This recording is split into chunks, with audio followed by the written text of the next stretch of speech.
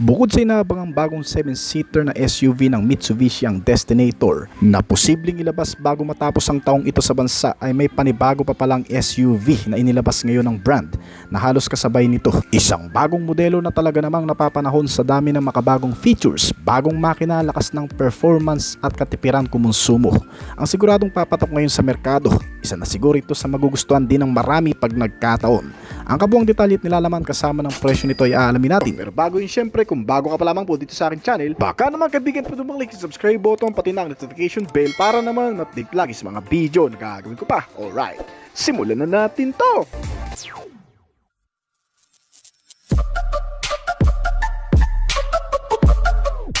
Marami nang sabik na makarating sa bansang bago na namang pampamilyang sasakyan ng Mitsubishi ang Destinator 2025 model. Isa sa mga ikinukonsiderang modernong sasakyan ng brand na paniguradong papatok ngayong henerasyon, lalo na sa mga dala nitong makabagong features at mas update kumpara sa ilang model ng brand. Ngunit hindi pa man opisyal na inilaunch ang Destinator, ay may isa pa palang SUV ang brand na inilabas na sa ibang bansa, ang bagong Mitsubishi Grandis 2025 model. Natiyak na papatok din. Sa mga hindi nakakaalam, ang Grandis ay isa sa pinaka naging sikat na sasakyan ng Mitsubishi mula nung inilabas ito noong 2003. Dahil sa modernong disenyo, maluwag na interior at pagiging isa sa mga unang 7-seater MPV na naghatid ng balancing performance at practicality para sa mga pamilyang Pilipino na naghahanap noong panahong iyon ng mas modernong MPV bago pa man lumabas ang Expander na siya ngayong tinatangkilik ng marami. Kaya naman ngayong taon, ang bagong Grandis ay inilabas na sa bagong segment o category. Mula MPV, ngayon ay naging compact SUV. Itong Grandis ay may panibagong disenyo na makakaagaw pansin ng marami dahil sa kakaibang style nito kumpara sa mga signature design ng dynamic shield ng ibang lineup model ng brand. Sa halip na sundin ang karaniwang aggressive front end ng mga SUV ng Mitsubishi, itong bagong Grandis ay nilagyan ng mas elegante at refined na disenyo na may sleek lines, modernong lighting elements at mas aerodynamic na profile na tila pinagsama nito ang pagiging crossover at practicality MPV. Ito ay patunay na patuloy na nag-e-evolve ang mga sasakyan ng Mitsubishi sa pagtugon sa pangangailangan ng modernong pamilya habang pinapanatili nito ang sariling identity. At ang lahat ng mga ilaw nitong Grandis ay naka full LED type na klase, magmula sa headlamp, daytime running lights, fog lamps hanggang sa taillights, na hindi lamang nagbibigay ng mas maliwanag at mas malinaw na visibility sa kalsada, kundi nagbibigay rin ng mas modernong itsura at premium na dating. Ang LED technology nito ay mas energy efficient at may mas mahabang lifespan kumpara sa tradisyonal na halogen bulbs. Kaya't siguradong practical at stylish sa parehong araw at gabi. May bagong slats front grille design ng Grandis na nagbibigay ng mas sophisticated at refined na itsura dito kumpara sa mas aggressive dynamic shield grille ng ibang Mitsubishi models.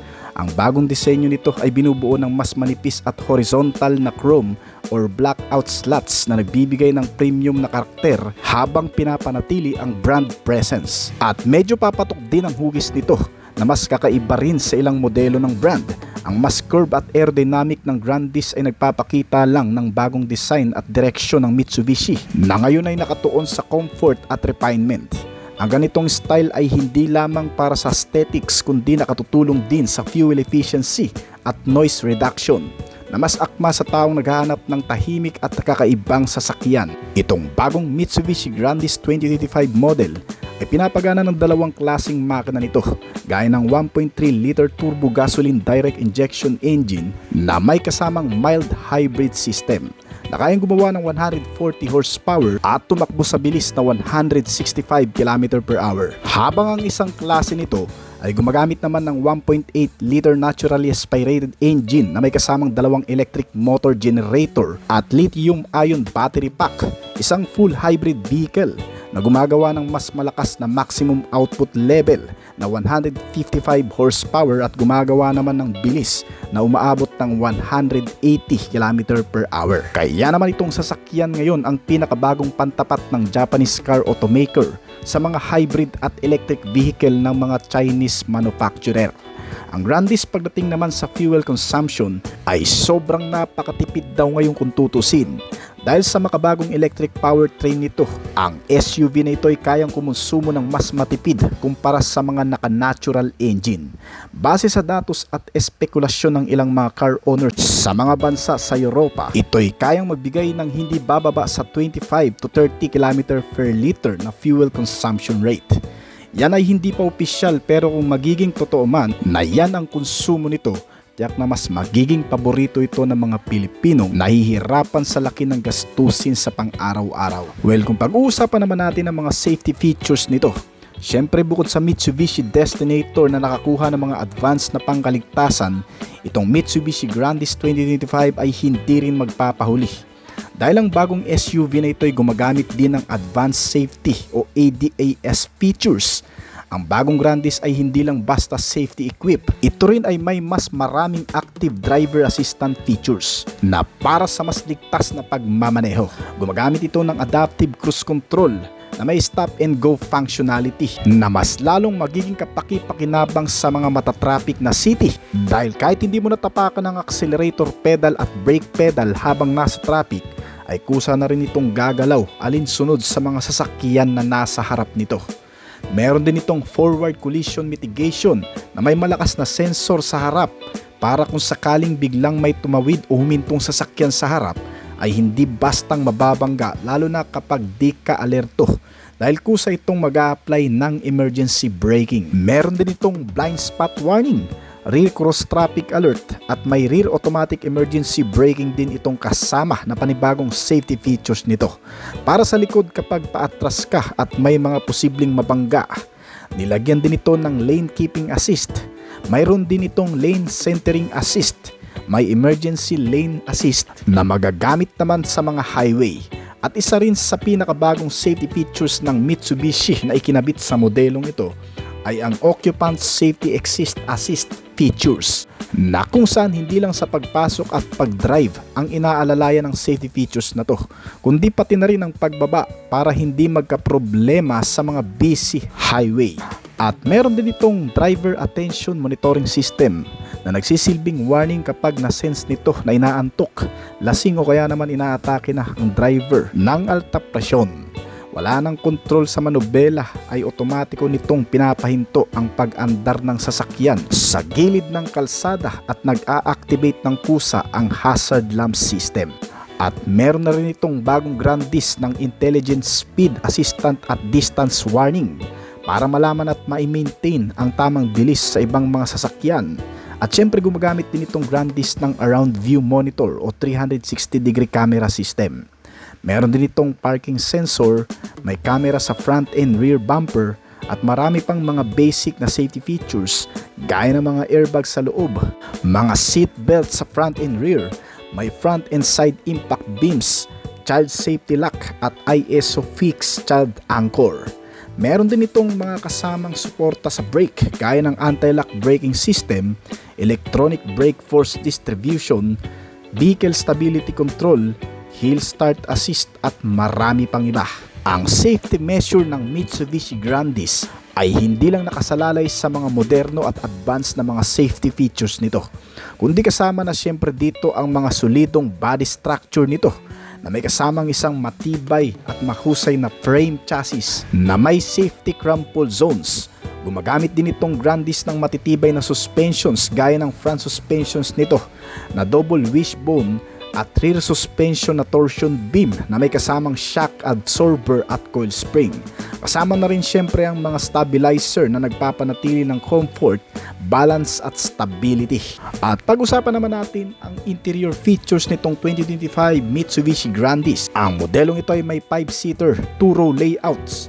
Hindi na 7-seater gaya ng dati, pero may mas maluwag naman na interior cabin. Ang rear seats ay may sliding function na naa-adjust ng hanggang sa 160mm para sa comfort at para sa mas optimized na luggage space. At speaking sa luggage space, malaki na rin ang cargo volume nito na umaabot mula 434 liter hanggang 1,455 liter. May mga convenience at accessibility features din ito gaya ng power remote tailgate na pwedeng buksan o isara gamit ang switch sa instrument panel at sa tailgate mismo. May hands-free foot gesture sensor na rin kasi ito sa ilalim ng bumper para magbukas at magsara ang tailgate kapag ginapat mo ang paa sa ilalim ng rear bumper nito. Nilagyan rin itong modelo ng panoramic glass roof na may electrochromic function.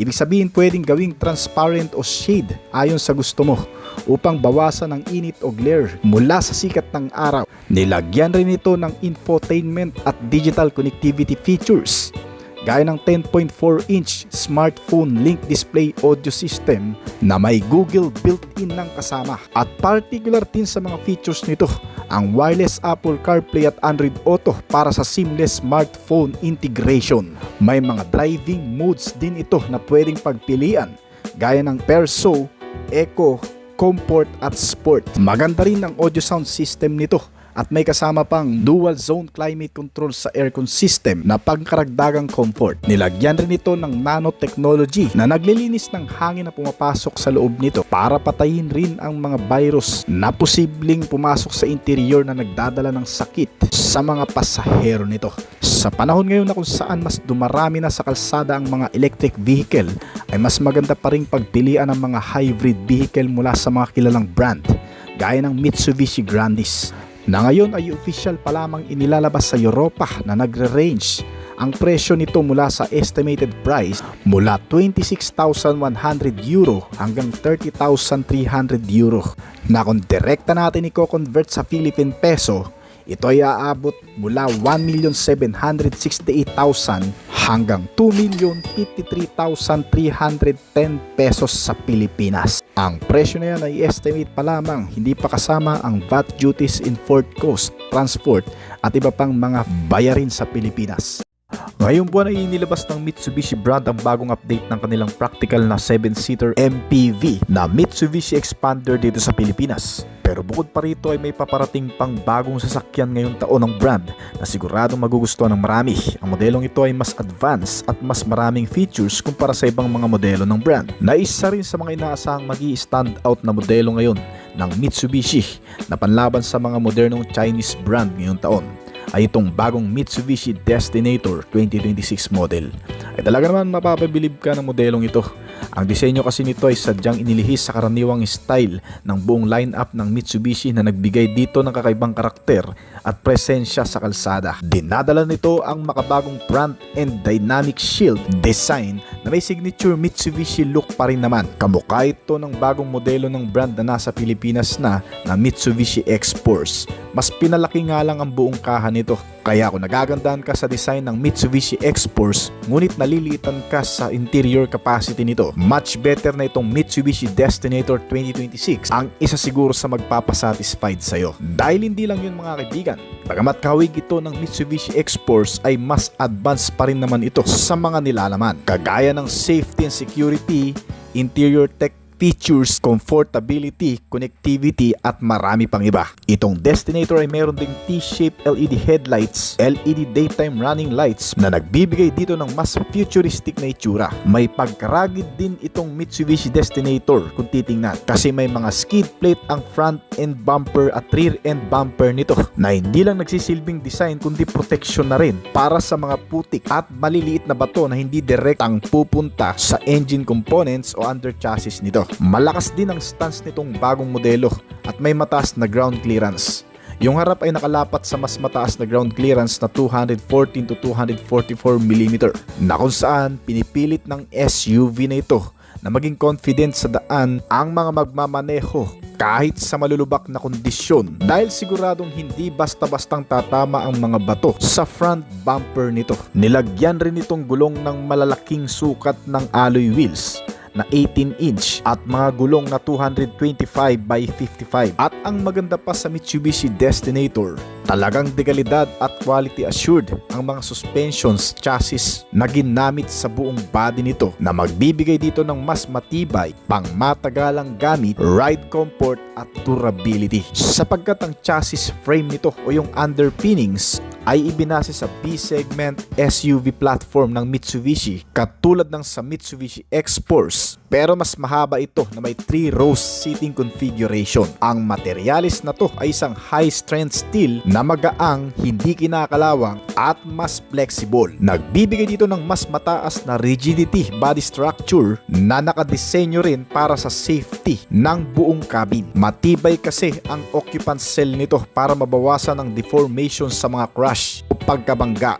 Ibig sabihin kung mababangga man ito ay hindi lubusan na maaapektuhan ang lahat ng mga pasahero nito sa loob dahil hindi siya basta-bastang nadideform. Kaya naman kung susumamuhin mga kaibigan ay mas safe ito kumpara sa mga ordinaryong steel o bakal na ginamit sa chassis ng ibang mga sasakyan. Tapos ang maganda pa rito ay mas marami itong airbag sa loob. Meron sa driver, front passenger at mga pasahero sa likuran na nagbibigay rin ng pangkaragdagang proteksyon sa mga crash o pagkabangga ng sasakyan. Itong 2026 Destinator ay may bago ring interior design features na mas maganda rin kung ihahambing sa ilang mga modelo ng brand, na kung saan ang 7-seater 3-row layouts nito ay komportable talaga para sa 7 pasahero. May maganda kasing itong space sa bawat hanay, especially sa 3rd row seats. Hindi ito katulad ng Mitsubishi Expander na medyo masikip na sa 3rd row dahil ito ay may mas mataas na hip point at may sapat na space para sa mga tuhod ng mga uupo dito. Ang mga ginamit na covers sa mga upuan nito ay soft premium materials at mataas ang quality ng upholstery, kaya hindi rin basta-bastang napupunit, hindi mainit sa balat at mas komportable. Ang Destinator ay nilagyan ng 12.3-inch SmartLink display audio system para sa infotainment system nito na may mga kasamang wireless connectivity features gaya ng Apple CarPlay, Android Auto, smartphone connectivity at may Bluetooth pang kasama. Samantalang ang driver seats ay na-enjoy ang mas malaking 8-inch digital driver instrument cluster display na talaga namang puno ng maraming informasyon. Dito rin kasi lumalabas ang mga driving mode notification kung sakaling mag-iiba ka ng driving mode function. Ang ambient lighting system naman na nakakalat sa buong paligid nitong sasakyan ay nagbibigay naman dito ng pangkaragdagang comfort at relax na pakiramdam. May 64 color ambient LED lighting ito sa dashboard at sa door trims. Pwede mong i-customize, depende pa rin sa iyong magugustuhan. Isa sa mga nagpaganda sa interior cabin nitong Destinator ay ang pagkakaroon ng sunroof. Meron din itong rear air vents sa 3rd row at bawat hanay nito ay may Type A and Type C USB port na saksakan na charging port para sa mga gadget. Ang 2nd row seat nito ay may mga tray, hindi lamang glow box, console pocket at may mga bottle and cup holder na rin kasama. Ang sound system nitong Destinator ay gumagamit pa rin ng Yamaha Premium Dynamic Sound System na may 8 speaker. May iba't ibang mood ng sound para sa driver o para sa buong cabin. At ayon na rin sa ilang mga spec sites, itong Mitsubishi Destinator ay may extra storage space capacity na umaabot ng 500 to 600 liters kapag nakababa ang 3rd row seats, at kaya nitong magdala ng bigat na mahigit sa 500 kg. At ang maganda pa rito sa Mitsubishi Destinator mga kaibigan ay meron na rin itong features na hands-free power tailgate. Gaya ng Mitsubishi Montero Sport ay kusang nagtataas ang rear door nito o yung tailgate kapag tinapat mo ang paa mo sa bandang puwet o sa tambutso nito na nagpapadali sa paglalagay ng mga gamit. Yun nga lang, medyo makukulangan din talaga siguro ang iba pagdating naman sa engine details nito. Kasi itong bagong Mitsubishi Destinator ay gumagamit lamang ng engine capacity o engine displacement na umaabot ng 1,499 cubic centimeter o 1.5 liter. Patumbas ito ng mga makina ng Mitsubishi Expander, Mitsubishi X-Force model na may bore and stroke na 75.0 mm by 84.8 mm at compression ratio na 11.0:1. Pero meron itong bagong engine code na 4B40 at naka MIBEC turbocharge with intercooler na rin, na kahit papano'y nabibigay na rin ng pangkaragdagang lakas ng performance lalo na sa mga hatakan o yung sa matatarik na kalsada nang hindi kumukonsumo ng malakas sa fuel. Kaya naman ang resulta ay mas malakas na power output din ang nagagawa nito na umaabot ng 160 horsepower at 5,000 RPM at maximum torque na 250 Nm sa kada 2,000 to 4,000 RPM. Wala pang official na top speed na nagawa itong Mitsubishi Destinator, pero tinatayang mas malakas daw ito kumpara sa Expander at halos papantay na sa Mitsubishi Montero. Gumagamit itong Mitsubishi Destinator ng direct injection plus multi-point injection o DI plus MPI na nakatutulong din para mas mapatipid ang konsumo sa gasoline. Yes, gasoline type pa itong modelo. Pero bagamat ganon ay napakatipid naman ito kumonsumo. May fuel tank capacity ito na 45 liters na siguradong malayo-layo ang mararating dahil kaya nitong kumonsumo sa city driving ng 18 km per liter at pagdating sa highway ay umaabot ng 21 hanggang sa 23 km per liter. Well, talaga namang hindi lang maganda sa exterior design, interior technology, specs and features, maging sa performance at engine. Bagamat ang capacity nito ay hindi kasing laki ng ilang mga SUV, pero masasabi mong practical to para sa marami, lalo na yung mas gusto, yung mas matipid sa fuel. Hindi na rin naman nakapagtataka kung bakit ginawa pa itong gasoline engine ng Mitsubishi. Kasi daw, baka pagdating ng panahon, lahat ng mga diesel engine ay ma-phase out na rin dito sa Pilipinas. Kaya isa ito sa magiging magandang hakbang ng Mitsubishi brand para sa kanilang bagong innovation na kung saan hindi lamang pinaganda nito ang emission standard nitong modelo, kundi mas pinaganda rin ang fuel economy ng isang makabagong gasoline engine. At syempre ang pinakamaganda pa sa modelong ito ay nilagyan ito ng Mitsubishi Safety Sensing Diamond Sense o Advanced Driver Assistance System na ADAS. May haba ito na 4.68 meters at lapad na 1.84 meters. Ang taas naman nito ay nasa 1.78 meters at may wheelbase size na 2.81 meters. Habang ang ground clearance nitong modelo ay napakataas mga kaibigan, bagay na bagay sa matutubig o mga bahaing lugar sa Pilipinas dahil umabot ito mula 214mm hanggang 244mm at mayroon lamang itong turnaround radius na 5.4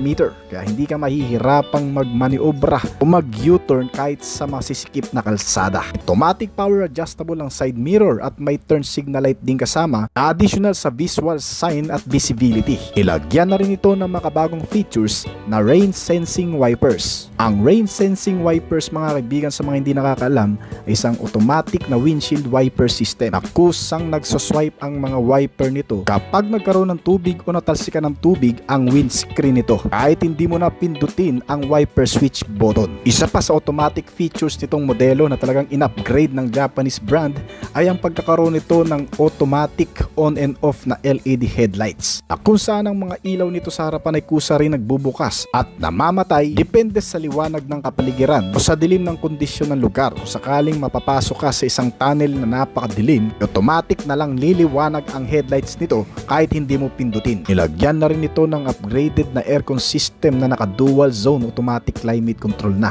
At ang nagbibigay buhay sa loob nito ay ang 12.3-inch touchscreen SmartLink display audio system na may kasama pang wireless connectivity features na Apple CarPlay at Android Auto. Meron din itong wireless charging pad sa harap. Power adjustable din ang driver seats nito para papindot-pindot na lang din ang driver kung sakaling i-adjust ang upuan. Well, speaking sa driver side, nilagyan rin ng 8-inch digital instrument cluster tong bagong Mitsubishi Destinator para sa mas malawak na information at mga notification tungkol sa sasakyan. Nakakilis entry na rin itong SUV na kung saan kahit makalimutan mong ilock, kusa na rin itong maglalak. May mga bagong safety and security features na rin ito na mas in-upgrade pa kumpara sa ilang mga modelo ng brand. Meron itong tinatawag na Mitsubishi Diamond Sense o Safety Sensing na ADAS suit na sinasabing kumpleto na mga kaibigan sa mga advanced na safety features.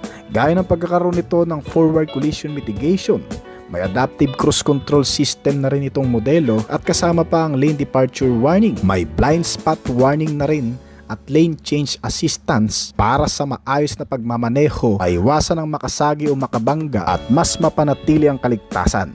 Sinamahan pa ito ng rear cross traffic alert na safety features na para naman sa pagpapaatras.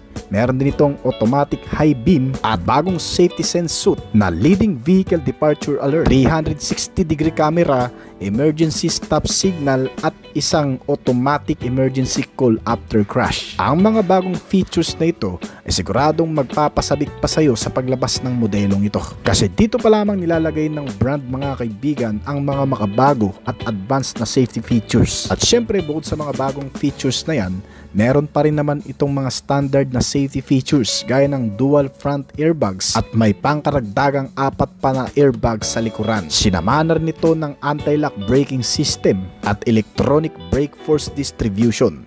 May brake assist na rin ito at pangkaragdagang suporta sa maayos na pagpipreno.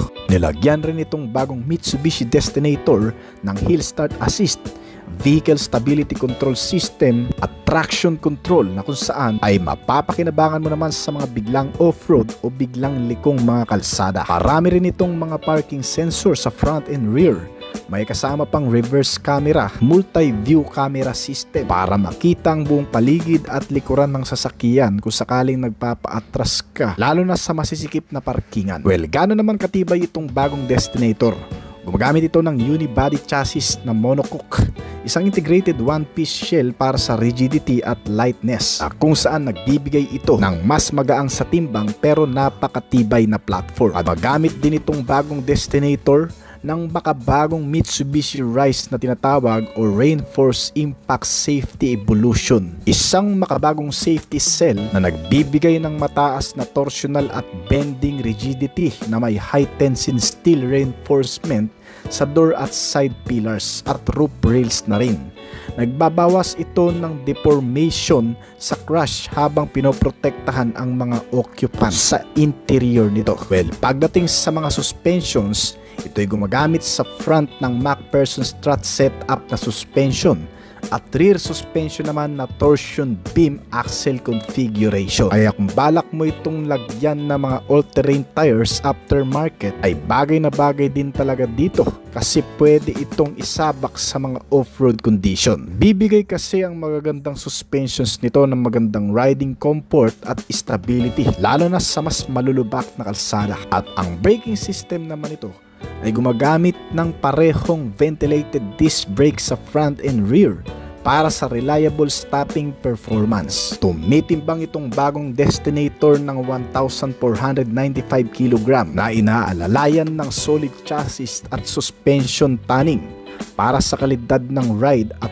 fuel efficiency nito. Itong bagong Mitsubishi Destinator 2025 ay isang malakas na kakumpetensya ng ilang mga brand panigurado sa segment ng 7-seater SUV sa Pilipinas. Ito'y dahil sa matibay na combination ng maluwag at versatile na cabin space, makabagong technology, mga comprehensive safety suite at fuel-efficient turbo engine at kasama na ang Mitsubishi brand trust sa Pilipinas. Official lang ibinibenta ito sa bansang Indonesia na nag-range sa estimated price nila doon na 385 million Indonesian rupee na on direkta natin i-convert sa Philippine peso, ito ay aabot ng 1.6 million hanggang sa 1.8 million o mas mataas pa depende sa variant at features. At ayon sa report, may mga nakatakdang rollout sa Asian markets kabilang ang Vietnam at Pilipinas pagkatapos ng Indonesian launch kahit walang exact local date pa na lumalabas. Posibleng mag-abot ng ilang buwan mid-late ng 2025 o bago makaabot sa dealership ng Pilipinas sa susunod na taon. Kaya naman kung nagustuhan mo ang topic natin ngayon, baka pwedeng pa-click ng like button at pa-comment na rin ang iyong opinion sa ibaba pagkatapos ng video na ito. I-update ko na lang kayo kung sakaling nasa Pilipinas na nga ang bagong modelong ito na Mitsubishi Destinator o dating tinatawag natin na Mitsubishi DST 2025 model.